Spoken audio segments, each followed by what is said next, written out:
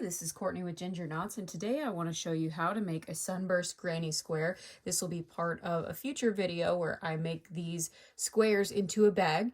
I will show you how to make each of the stages. So we've got four. We've got the center, then the puff stitches, then the double crochet clusters, and then turning it into an actual square.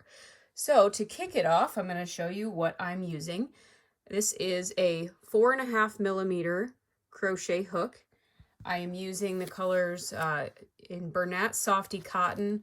This one is Warm Red. I'm also using this in Golden, and then I am using this in Cotton. For the yarn around, I used what I had on hand, so it's not the same brand. This is Lion Brand Kobu in Tan. So I think those colors go really well together, and I'm going to show you how I make them. Let's get started with a magic circle. You're going to take your yarn tail and lay it across your hand and pinch it with your pinky. Then take the working yarn, wrap it around and then down below. So you want to create that X. You're going to slide your hook under this one and grab the other and twist it up.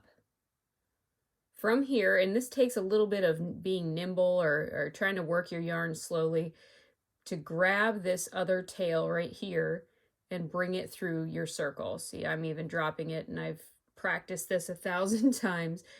So that's okay if you drop it. Just try again. Grab that yarn and bring it through that circle on your hook. Perfect.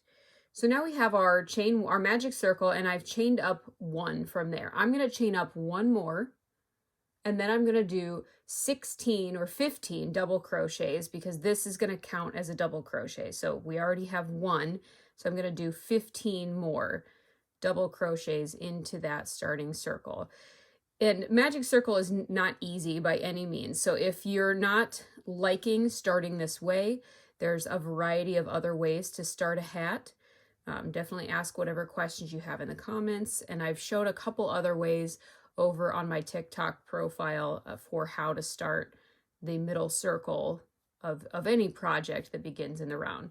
So I'm going to skip ahead until I've got all 16 double crochets. So once you have all 16 of your double crochets, you can pull yourself up a nice tall loop, and we're going to just pull on this.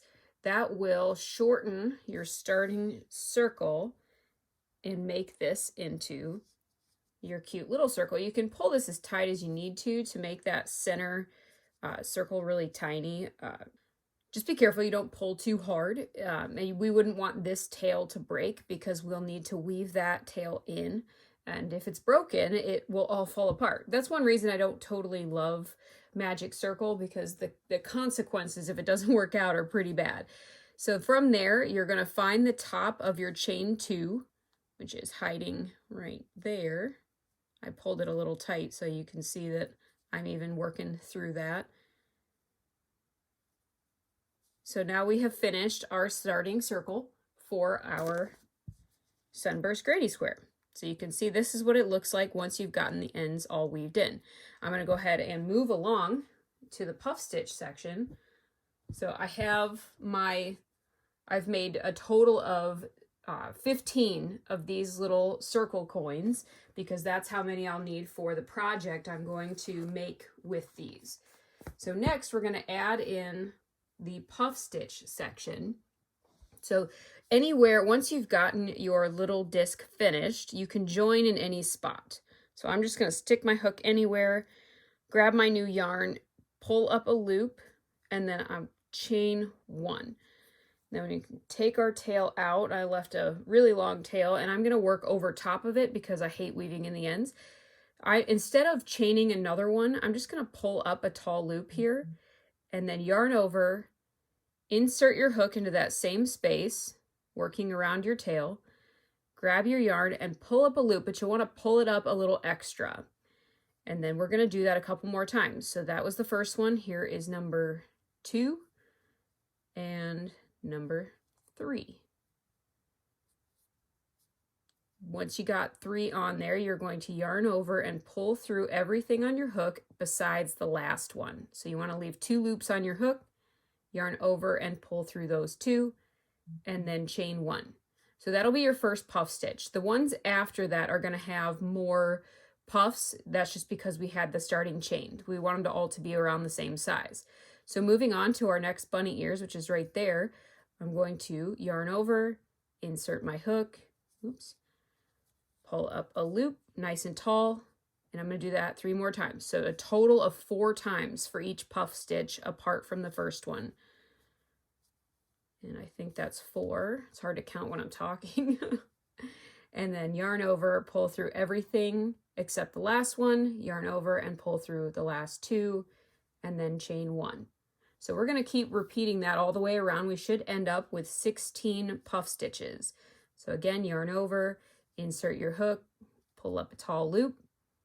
That was 1, there's 2, there's 3, and there is 4.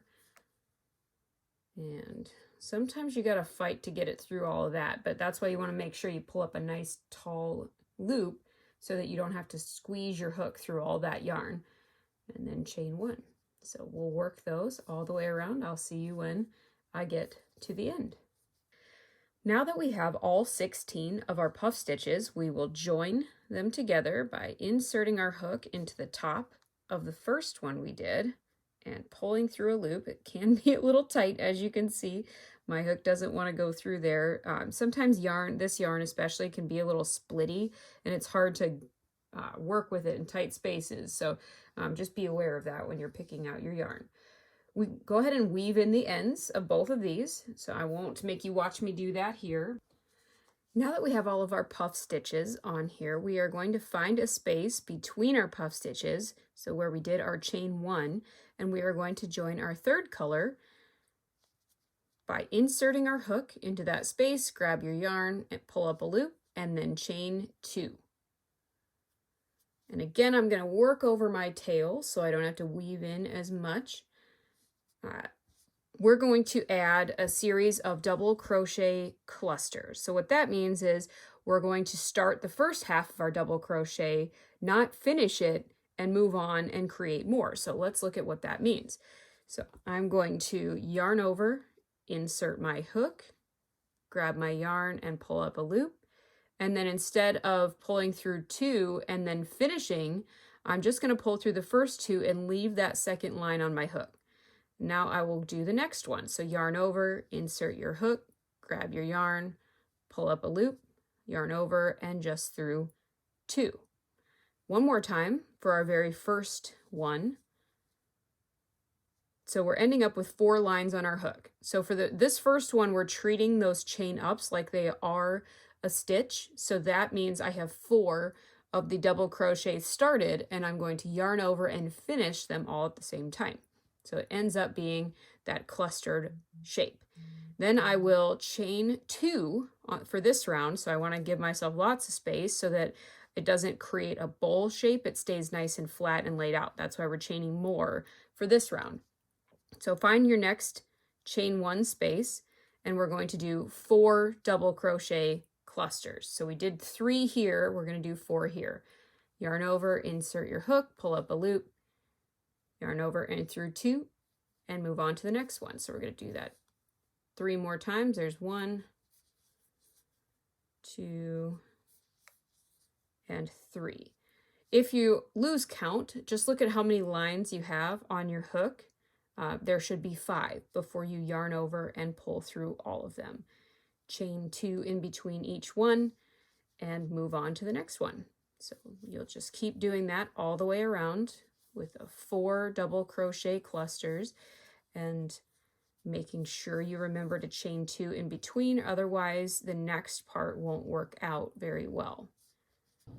Okay, I've just finished all 16 of my double crochet clusters, so I'm going to join with a slip stitch to the top of the first one. So this is where I did my chain up, and I've already stretched it out so you can see it a little better. You're going to join to the bunny ears that are right before your next stitch. So here's my chain 2. I like to join right here in those bunny ears, yarn over and pull through everything. So I do a slip stitch to join. I did have somebody ask me to stop using childish terms like bunny ears. I will not do that. I'm gonna go ahead and keep using the silly terms because that's what helped me learn how to do these stitches. And I will go ahead and join this with an invisible join. I'll show you how to do that here. Normally for an invisible join you wouldn't slip stitch to close, but I just like to do it that way. Right here where we joined, we're gonna skip this little V or bunny ears here and work under that next one. So I'm gonna insert my hook under that one. Then I'm gonna take my tail, and I gave myself a nice long tail. I'm going to yarn that over and pull through underneath those. And then I wanna bring that line back through where it just came from. So you can see that piece of yarn came out of here and went under there, so I want it to go back in through there. So I'm going to go under, grab my yarn, pull it through, and that creates this invisible join. You can't really see where I just did that, and then I'll go ahead and weave in that end so it looks nice and clean. So I love an invisible join. I use it all the time. I will now grab my final color, and we're going to turn this into a square. Using again Kobu for this, and this is kind of a splitty yarn. It does separate quite a bit, so you might see me fight with that. You are going to join in any of the chain 2 spaces, so just pick one and pull up a loop and chain 2. So I'm gonna work over my tail again, and this chain 2 is going to count as a stitch, and what I'm going to do is start by working on what we will consider a side. So now we have our circle. I'm going to start here, and I'm going to do my traditional granny squares. So there's 3 double crochets in each of the next 3 spaces. So the first one counts. So I'm going to yarn over, insert, pull up a loop, yarn over, pull through 2, yarn over and pull through 2, and then do that one more time, and this will count as my first granny square space. So next space, I'm going to do 3 double crochets again.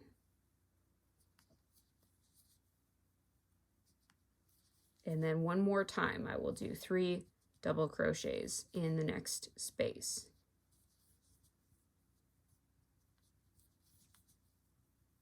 Perfect. So then the next space is going to be a corner, and these have to be nice and tall to change from a circle to a square shape. So for that, we are going to do a treble crochet. So you'll yarn over twice, insert your hook, pull up a loop, yarn over, pull through 2, yarn over through 2, and yarn over through the last 2. So that gives us a nice tall stitch so that this can become a corner. So do that again. And again. So we should have a total of 3 treble crochets. We're going to chain 1, and then we'll do 3 more in the same space.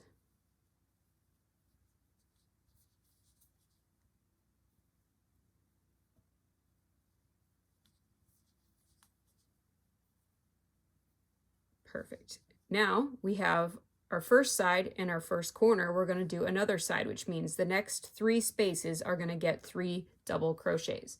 So just 3 regular double crochets in the next 3 spaces. So that's 1.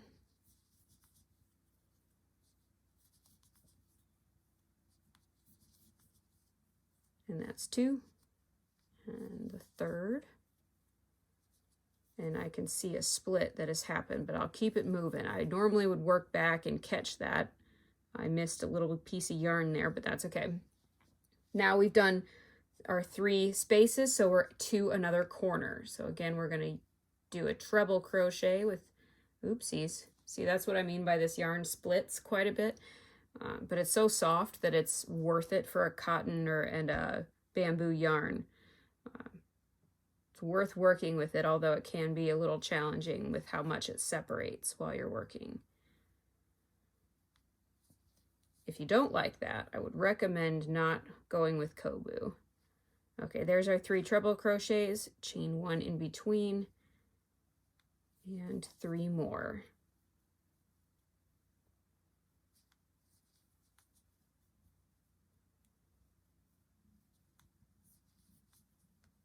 Again, I am making 15 of these squares because I'm going to make them into a bag. There is our next corner. So again, 3 more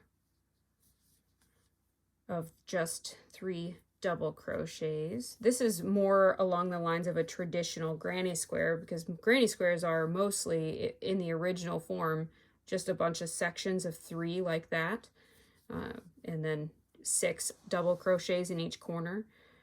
So that's the beauty of a granny square is once you get this middle part, you can really keep going in rounds to make it as big as you'd like each square to be. Oh my goodness, this yarn splits like crazy. That was 2. And this is the 3rd. Perfect. Now we are to another corner. Now some crocheters like to do a chain 1 between each of the granny spaces. I don't love it. I think it makes the holes a little bigger than I prefer, but however you do it is perfectly fine. Oh my gosh, I'm telling you, like, look at the splittiness of this. I would probably maybe use a bigger hook for this or something like that if I was doing a large project working with Kobu. It ends up really nicely in the end. It has a wonderful drape to it, so it's worth the extra effort. But it's definitely not as much fun to teach with in a YouTube video. I'm sure you're having fun watching me fix all my stitches. So there is our 3rd corner. So we should have 4 spaces left, and we do. So this will be 3 double crochets in those 3 spaces and our last corner. So that is what we're going to do. So now we have all of our stitches. We'll join with a slip stitch to the top of our chain 2 right here.